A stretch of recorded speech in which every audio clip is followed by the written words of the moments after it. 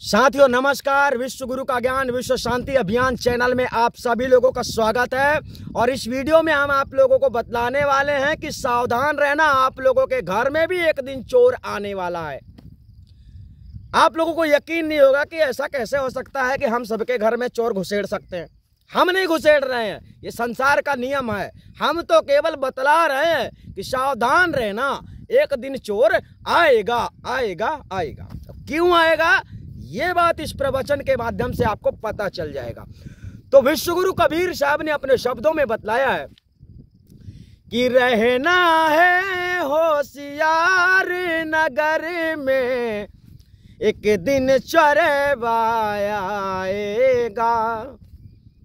तोप तीर तलवार न बरछी, ना बंदूक चलाएगा। देखो साथियों, चोर जो होते हैं, डकैत जो होते हैं, इनके पास नाना प्रकार के हथियार भी होते हैं, क्योंकि इनको चोरी करते हुए किसी ने पकड़ लिया तो ये मार भी देते हैं। लेकिन साहब यहाँ पर कह रहे हैं, आपके घर में जो चोर आने वाला है वो ऐसी चीजें नहीं लेकर आएगा, आपको नहीं मारेगा। अब वो चोर कौन है आपको समझ में अभी नहीं आता होगा, तो हम उसे समझाने का प्रयास करते हैं। चलो, यहां पर साहब ने बताया ना कि आप होशियार रहना। साथियों, कभी भी आपके घर में चोर घुस सकता है और आपके साथ आपका जो कुछ भी है लूट कर ले जाने वाला है। क्या लूटने वाला है ये अभी आपको पता नहीं होगा। यहां पर सीधे शब्दों में साहब ने ये कहा है, रहना है होशियार नगर में, एक दिन चोर आएगा। मतलब कहने का, आप जहां रह रहे हो वो कौन सा गांव है? काया नगरी।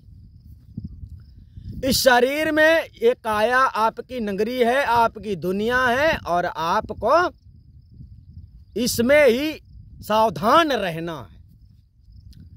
मतलब चौकन्ने रहना, वो किसी भी समय आ सकता है, किसी भी रूप में आ सकता है, कभी भी आ सकता है, बता के नहीं आता।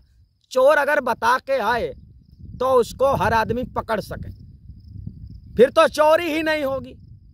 पर ये चोर ऐसा है जो बता कर नहीं आता है। तो साहब की वाणी कह रही है, रहना है होशियार नगर में, एक दिन चोरबा आएगा। तीर तोप तलवार ना बरछी, ना बंदूक चलाएगा। अर्थात आप लोगों को गोली नहीं मारेगा, तलवार नहीं मारेगा, ना बरछी मारने वाला है ना। तो ऐसा कुछ भी नहीं करने वाला है। आपके घर लूटने आने वाला है, और घर से क्या लूट कर जाने वाला है ये आप वाणी के आगे धीरे धीरे से समझ ही जाएंगे। अभी यहां पर सीधा समझो, कोई आने वाला है, ठीक है। अब कौन आने वाला है, वाणी के आगे आप लोग अच्छी तरह से समझ जाएंगे। अब जो आने वाला है यहां पर ध्यान रखना, आवत जात लखे नहीं कोई, घर में धूम मचाएगा। ना गढ़ तोड़े ना गढ़ फोड़े, ना वह रूप दिखाएगा। ठीक से समझना, जो चोर आपके घर में आने वाला है उसके बारे में कोई पता नहीं लगा पाएगा कि वो कब आएगा और किस रूप में आएगा, मगर आएगा जरूर। यानी आपके घर में जब आएगा इस काया रूपी नगरी में, साथियों, जब मृत्यु करीब आती है तो मृत्यु जब समीप खड़ी होती है, उसी समय आपको समझना चाहिए कि वो चोर आ गया है। परंतु फिर भी आप उसे नहीं देख पाओगे, आप भी नहीं देख पाओगे, क्योंकि वो ऐसा चोर सातिर है कि उसको देखना ही मुश्किल है। कोई उसे जीते जी तो क्या, मरने के बाद भी नहीं देख पाता है, ऐसा चोर है वो। तो उस चोर के बारे में साहब ने कहा, आवत जात लखाए नहीं कोई, घर में धूम मचाएगा। कहने का तात्पर्य, जब मृत्यु की घड़ी समीप आ जाती है ना, तो रोम रोम खड़े हो जाते हैं, आंसू बंद नहीं होते हैं, थर थर थर थर शरीर कांपता है। ये हो गया धूम मचाना। आवत जात लखाए नहीं कोई, घर में धूम मचाएगा। ना गढ़ तोड़े ना गढ़ फोड़े, ना वह रूप दिखाएगा। कहने का तात्पर्य, जब वह चोर आएगा तो ना इस घर को तोड़ेगा ना फोड़ेगा, और ना ही वो अपना स्वयं का रूप दिखाएगा कि मैं कैसा हूं चोर। वास्तव में वो चोर ही है जो सारी दुनिया से छिप कर ये काम कर रहा है, यानी जीव आत्माओं को तड़पा रहा है, जीव आत्माओं को पीड़ित कर रहा है, तड़पा रहा है। और आप लोग उसके भेद रहस्य को नहीं समझ पा रहे हैं, उसके जाल में बारंबार फंसते ही जा रहे हैं। तो यहां पर सदगुरु कबीर साहब ने उस काल निरंजन ब्रह्म निरंजन को चोर शब्द से प्रयोग किया है, जो दुनिया को बनाकर दुनिया को चला रहा है, जीवों की उत्पत्ति करके जीवों को पीड़ित कर रहा है। समस्याओं में पड़ी हुई आत्माएं परमात्मा से मिलने के लिए बिलख रही हैं, और संसार के पाखंडी गुरुआ जो है तो आप लोगों को भ्रमित करने में कामयाबी हासिल कर रहे हैं। ऐसा इसलिए हो रहा है क्योंकि आप लोगों को सटीक ज्ञान प्राप्त नहीं हो रहा, सटीक रास्ता नहीं मिल रहा, सत्य बतलाने वाला कोई नहीं मिल रहा है। तो इस प्रपंच से निकालने के लिए साहब ने यहां पर इस शब्द का वर्णन किया है। देखो, जिसने इस दुनिया को बनाया है ना साहब, उसको चोर कह रहे हैं। फिर इस दुनिया के लोगों की क्या गिनती है, साहब ने इतना सब कुछ समझाया है।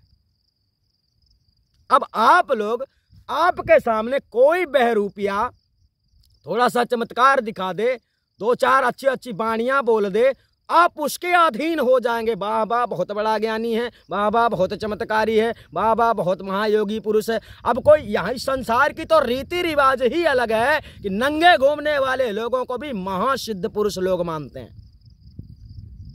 हमने कई बार दुनिया में ऐसे लोगों के मुख से सुना है जो कहते हैं वो नागा तपस्वी ऐसे नहीं होते हैं। कैसे होते हैं? होते कैसे हैं? अरे छोटे छोटे बच्चे होते हैं ना, उनको भी मम्मी मार मार के चड्डी पहनाती है, पहन पहन।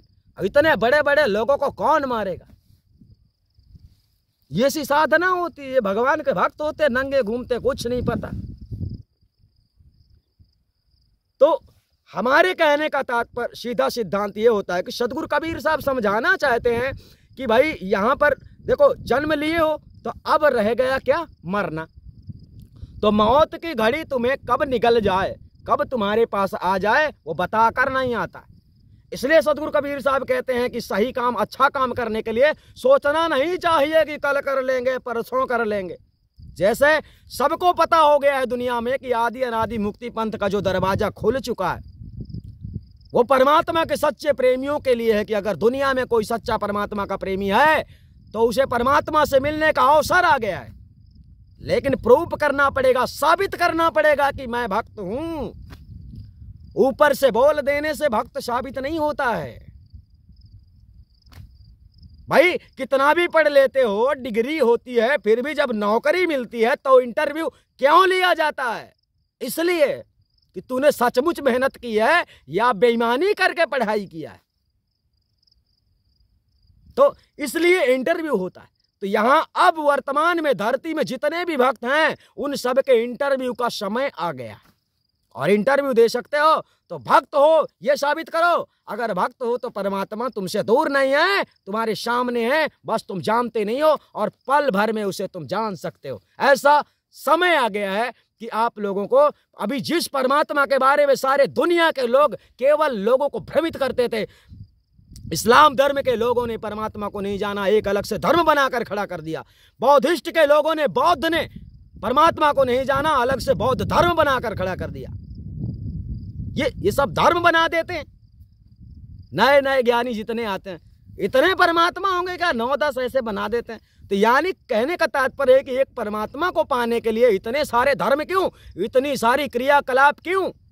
क्योंकि नहीं जानते। और इस संसार में सदा से ही स्वार्थी देवी देवता महापुरुष ऐसे पैदा होते रहे, जिनकी वजह से आज सारा समाज जो है, मानव समाज, मतलब घोर पीड़ा में पड़ चुका है। घोर पीड़ा यही है कि मनुष्य का जन्म पाया, कोई बौद्ध धर्म को मानता है तो बौद्ध धर्म के हिसाब से चल रहा है, उक्ति मुक्ति तो होने वाली नहीं है, चलते रहो। इस्लाम धर्म में इस्लाम के ग्रंथ पढ़ते हैं, अब वो जैसा इस्लाम कहेंगे वही उनका अल्लाह, वही उनका खुदा, वही उनका रब, मुक्ति तो होना नहीं है। लगे रहो मुन्ना भाई। तो ये घोर पीड़ा है। मनुष्य का जीवन प्राप्त करने के बाद भी जीव का कल्याण करने के लिए आप भक्ति के मार्ग में जुड़े, तो अगर आपको भक्ति का सही मार्ग नहीं मिला, अरे जब तुम बच्चे होते ना, तुमको कुछ नहीं पता होता है, तुम्हारे बुजुर्ग लोग बतलाते हैं तो हिंदू है तो मुस्लिम है, ऐसा बोल देने से आप लोग मान लेते हैं। किताबों में लिखा है ना, तो आप लोग मान लेते हैं, हाँ वहाँ लिखा है तो हम लोग सही में मुसलमान। हमारा सच में अल्लाह है। कभी देखा है अल्लाह को, कभी देखा है राम को, कृष्ण को, जिसकी बात दुनिया वाले करते। तो बात वही चल रही है कि सदगुरु कबीर साहब ने अंधकार में अपने ज्ञान स्वरूपी प्रकाश डालने का प्रयास किया है, जिससे इस संसार से अंधकार भाग जाए। तो यहां पर साहब ने कहा, नागढ़ तोड़े नागढ़ फोड़े ना वह रूप दिखाएगा। जो जिसे काल निरंजन कहा जाता है, जो इस संसार को चला रहा है, जिसके संविधान में जीवन और मृत्यु सब कुछ सारी कड़ियां जुड़ी हुई हैं, जिसके संविधान में सूर्य का निकलना, चंद्र का निकलना होता है, तारागण का निकलना होता है, पृथ्वी का घूमना आदि, जल वर्षा सब कुछ जिसके अधीन है, वही चोर है। और वही चोर जब आता है तो इस दुनिया में कोई भी आपकी सहायता नहीं कर सकता।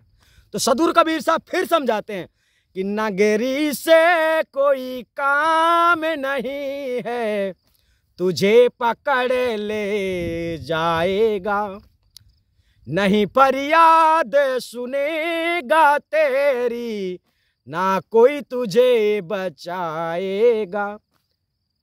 नगरी से कोई काम नहीं है, तुझे पकड़ ले जाएगा। यहां ध्यान से सुनना, तुझे मतलब नगरी मतलब शरीर। इस नगरी से उसे कोई काम नहीं है, ये नगरी लेके वो नहीं जाएगा। अब इसके अंदर तुझे मतलब बोला गया तो समझ लो तुझे कौन हो तुम, यही तो तुम जानते नहीं।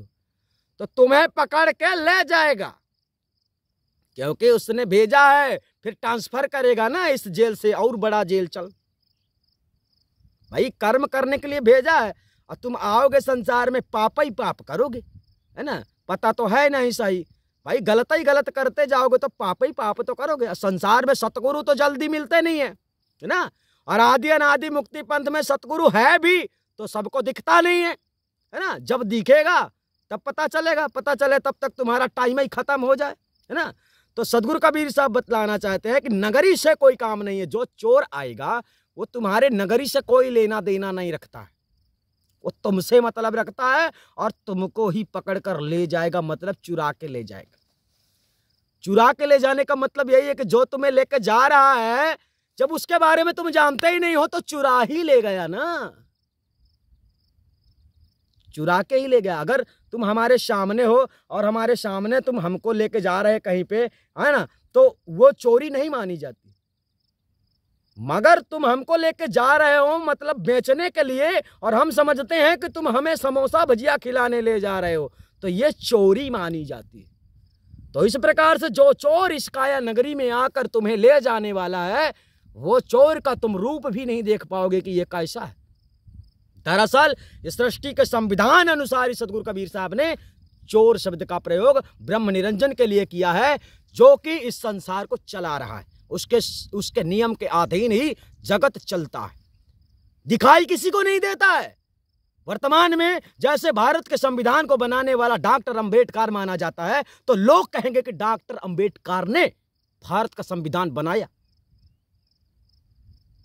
ये तो देखने के लिए है, आज तो डॉक्टर अंबेडकर भी नहीं है, नियम तो है ना। तो ये केवल एक दोष होता है, कारण होता है, वजह होती है। किसी ना किसी की वजह से, किसी ना किसी का कारण बनाकर ही वो संसार में सारे काम कर रहा है। विज्ञान उसका ही अंश है। कोई ऐसा ना सोचे कि विज्ञान से बढ़ के कुछ नहीं है, विज्ञान भी उसका ही अंश है। वो खुद ही विज्ञान बनाता है और वो खुद ही विज्ञान को नष्ट कर देता है। तो जिसने दुनिया बनाई है तो वो दुनिया नष्ट कर सकता है। तो फिर समझ में आना चाहिए कि ये सब क्रियाकर्मात किसकी है। ये दुनिया ही एक नगर है उसके लिए, और इस नगर का वो मालिक है, जो चाहेगा वो ना होगा। तो यही बात समझना है आप सब लोगों को। सारे संसार के लोग खाना पीना, हगना, मूतना, सोना, इस प्रकार के प्रपंचों में लोग खोए रहते हैं। चलो यही तो आनंद है, यही तो जीवन है।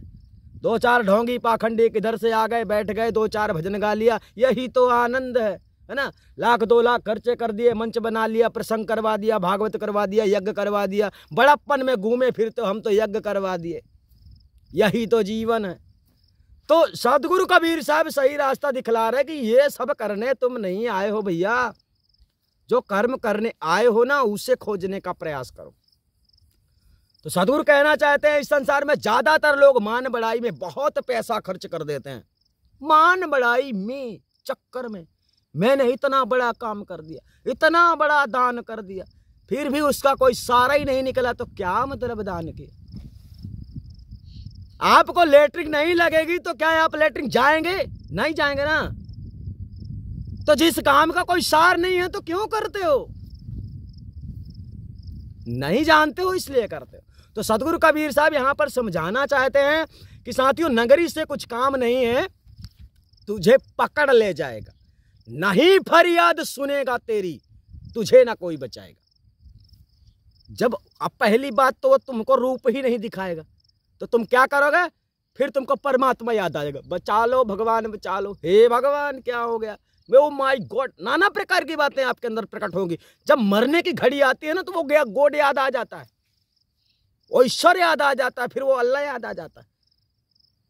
भाई कोई भी धर्म ग्रंथ इस संसार में जीवों की हत्या करने का उपदेश नहीं देता है, फिर भी सारे मुसलमान जितने संसार में हैं पाए जाते हैं, हमें तो अल्लाह ने ऐसा बोला, अल्लाह ने ऐसा बोला, जीवों का वध करते हैं। क्या करोगे? उल्टे सीधे उर्दू के मंत्र पढ़ा दिए, बेचारे लोग पढ़ते हैं। अरे जीव्या का स्वार्थ है, खुद खाओ ना। ग्रंथ कहते हैं ऐसा नहीं बोलना चाहिए।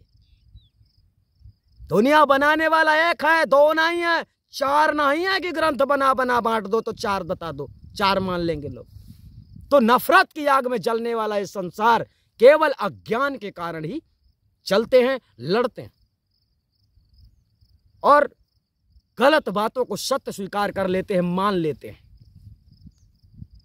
अरे कलम से लिखी गई बात को कितना सटीक मानना चाहिए भाई। जो तुम्हारे सामने हुआ, तुमने देखा तो तुम्हें मानना चाहिए, दूसरा भले ना माने।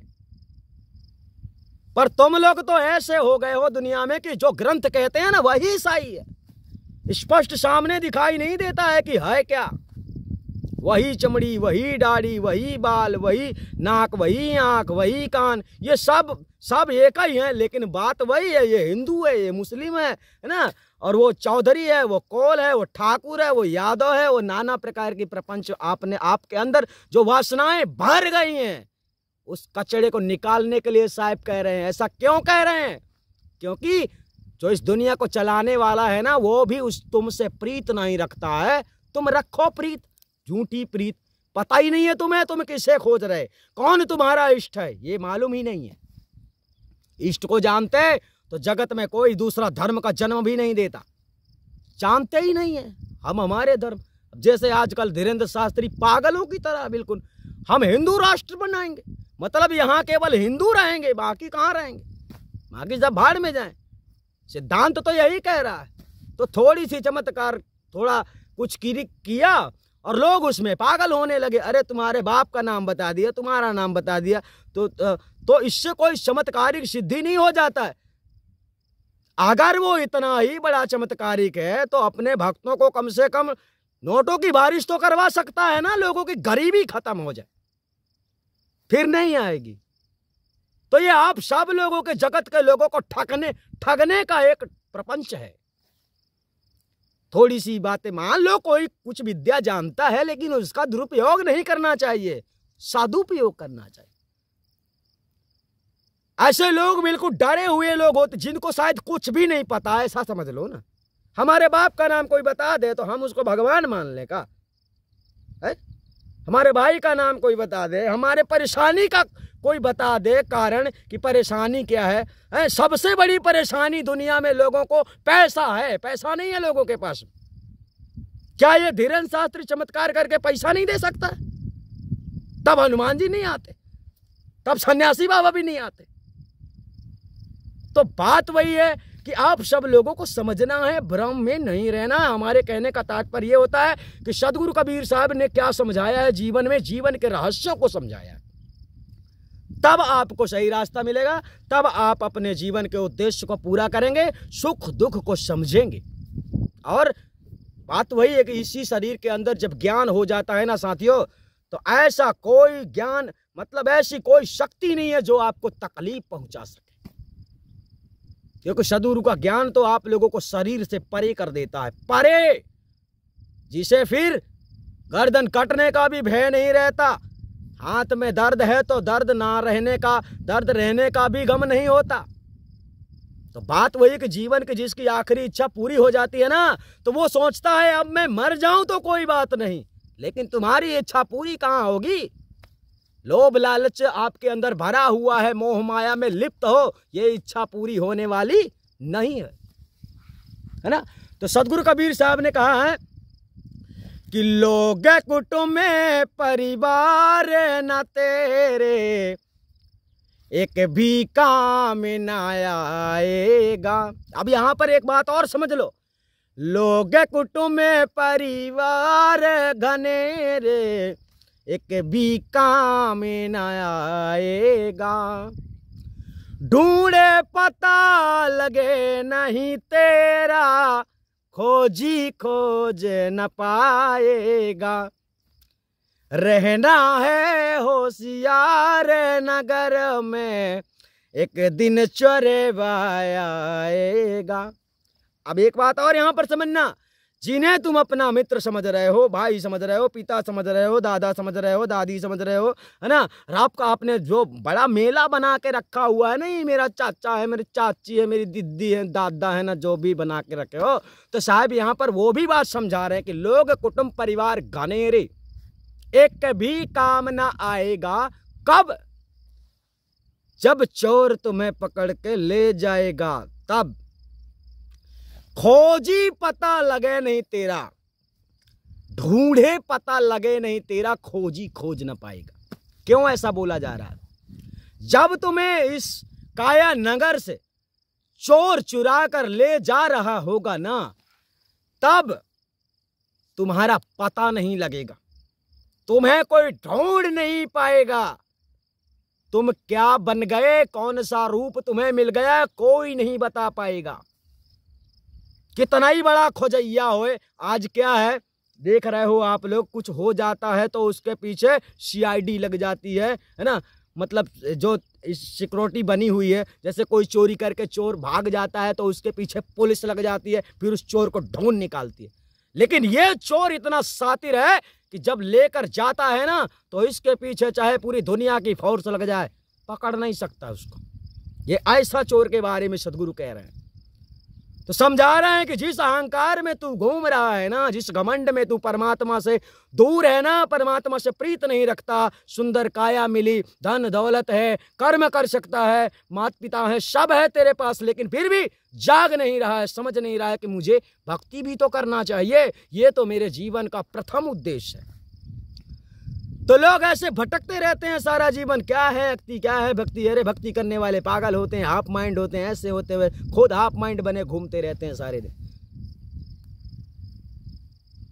भाई साहब ने एक शब्द में यह भी कहा, संतो देखत जग बौराना, सांच कहूं तो मारन धावे झूठा को पति आना। संतो देखत जग बौराना, जग बौराना मतलब सारा संसार पागलों की तरह आचरण कर रहा है।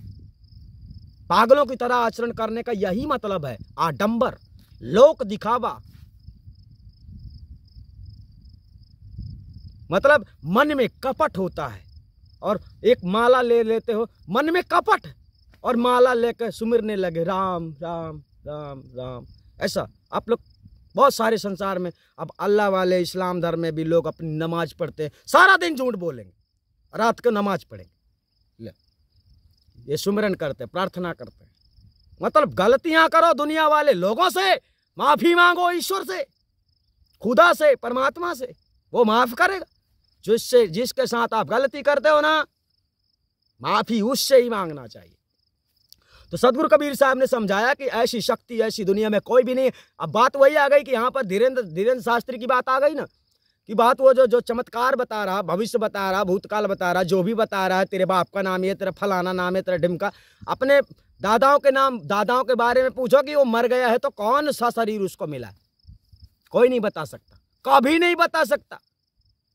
तो ये सब छलावे हैं संसार में जो चल रहे हैं, उससे बचना है आप सब लोगों को। सदगुरु कबीर साहब का ज्ञान आप लोगों को स्वयं इतनी शिक्षा दे देगा सदगुरु कबीर साहब की जो वाणियाँ हैं साथियों, आप धीरे धीरे से जब आप सुनते रहेंगे और समझते रहेंगे तो एक दिन ऐसा आएगा कि आपके अंदर भी विकार पूरी तरह से नष्ट हो जाएंगे। यानी जितनी बुरी जानकारियां आपको मिलती हैं या आज भी मिलने वाली हैं दूसरों के जरिए, वो सब कुछ खत्म हो जाएगा, क्योंकि यहाँ पर जो जानकारी आप लोगों को मिल रही है वो सटीक है और सत्य है और तीनों समय के लिए मतलब प्रमाणित है। तीनों समय के लिए प्रमाणित है, यानी भविष्य काल, भूतकाल, वर्तमान काल। तो इस प्रकार से सदगुरु कबीर साहब ने बतलाया है कि इस काया में रहते हो, काया नगरी में रहते हो, शरीर में रहते हो तो जरा सावधान रहना। ठीक है।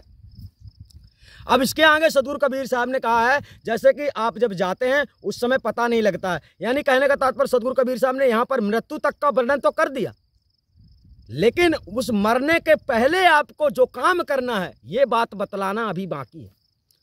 तो साहब ने यहाँ पर बतलाया, है कोई ऐसा संत विवेकी। अब यहाँ पर साहब क्या बतला रहे हैं, मरने तक की कहानी तो साहब ने बतला दिया, लेकिन अब इसके आगे बतला रहे हैं कि जीवन में जो उद्देश्य आपका पूरा नहीं मतलब पूरा करना जरूरी है, वो काम आपका भक्ति के बिना बाकी रहता है। तो अब यहाँ पर सदगुरु कबीर साहब कह रहे हैं, है ऐसा कोई संत विवेकी, हरि गुण आन सुनाएगा। अब यहां पर बतलाएगा, है कोई ऐसा संत विवेकी हरि गुण आन सुनाएगा। हरि गुण आन सुनाने का मतलब ये साथियों, जो आप लोग वर्तमान में सुन रहे हो, वर्तमान में आप लोगों को सत्य शिक्षा, संतों के द्वारा दी गई शिक्षा, यानी सदगुरु कबीर साहब के द्वारा दी गई शिक्षा आप लोगों को सुनने को मिल रही है कि परमात्मा कैसा है, कैसे मिल सकता है, कहाँ मिल सकता है, कब मिल सकता है। परमात्मा के बारे में सारी जानकारी आप लोगों को आदि अनादि मुक्ति पंथ के तीनों चैनल से प्राप्त हो जाएगी।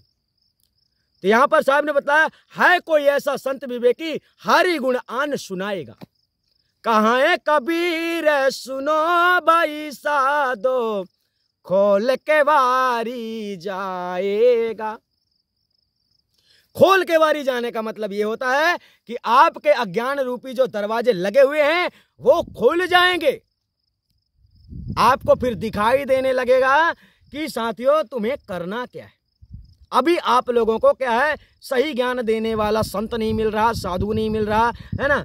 ऐसा व्यक्ति ना मिलने के कारण आप लोग मतलब अंधकार की ओर ही जाते जा रहे हो। आप गुरु के पास ज्ञान लेने जाते हैं, लेकिन कारण ऐसा हो जाता है कि आपको अज्ञानी गुरु मिल जाता है, तो फिर आपका मकसद जो है तो आपको सही रास्ता नहीं मिलता। जब रास्ता ही नहीं मिलेगा तो चलोगे क्या।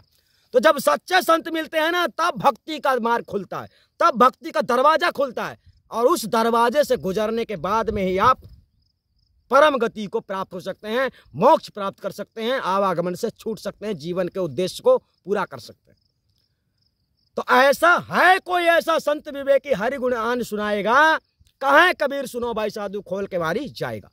आपके ज्ञान रूपी दरवाजा को खोलने वाला एक सदगुरु कबीर साहब की जो वाणी है ना, उसके अनुसार जो संत होता है संसार में, जो आत्मा परमात्मा को जानने वाले होते हैं, ऐसे सच्चे संत ही आपको ज्ञान समझा बुझाकर आपको सही रास्ते में लाकर, सही रास्ते में चलाकर आपको परम गति तक पहुंचा सकते हैं। अब इसका मतलब ये मत समझ लेना कि संत आपको घसीट कर ले जाएंगे। बात ये आती है कि आप लोगों को जब वो सत्य मार्ग बतलाएंगे और आप उसमें चलेंगे, तो निश्चित आप जिस रास्ते में चलेंगे उसका जो जहाँ तक रास्ता गया है वो वहीं जाकर खत्म होगा जहाँ की मंजिल है। तो सत्य का मार्ग ही साथियों संतों के पास होता है, और संत जैसा कहते हैं वैसा आप जब करते हैं उससे आपकी ही भलाई होती है, आपको ही लाभ होता है। ठीक है, तो आप लोग समझ गए होंगे साथियों सदगुरु कबीर साहब ने क्या बतलाने का प्रयास किया है। अगर आप लोग इस चैनल में पहली बार आते हैं तो चैनल को सब्सक्राइब करना बिल्कुल ना भूलें, क्योंकि यहाँ के सत्संग जितने भी आने वाले हैं या जितने अभी तक आए हैं वो सब कुछ सत्संग संसार के दुनिया के नाना प्रकार के साधु संतों से हटकर यहाँ का सत्संग होता है। और आप लोग हमेशा देखते रहिए जगत प्रेमी चंद्रदेव के द्वारा जितने भी सत्संग आते हैं, और आप लोगों को हम मित्रवत सब कुछ समझाने का प्रयास करेंगे। इस जगत के सर्वत्र आडंबरों को खत्म करने का प्लान है हमारा। आडंबरों को खत्म करना है, पाखंडों को खत्म करना है, आप लोगों को नहीं, आडंबरी लोगों को नहीं, आडंबर को। आडंबर क्या है? अज्ञानता। और अज्ञानता कब खत्म होगा, कब नष्ट होगा? जब ज्ञान सभी जगह में ज्ञान फैल जाएगा तो अज्ञान रूपी जीवाणु खत्म हो जाएंगे। ठीक है, तो आप लोग समझ गए होंगे। हम आप लोगों से फिर मिलेंगे, तब तक के लिए धन्यवाद साथियों, नमस्कार।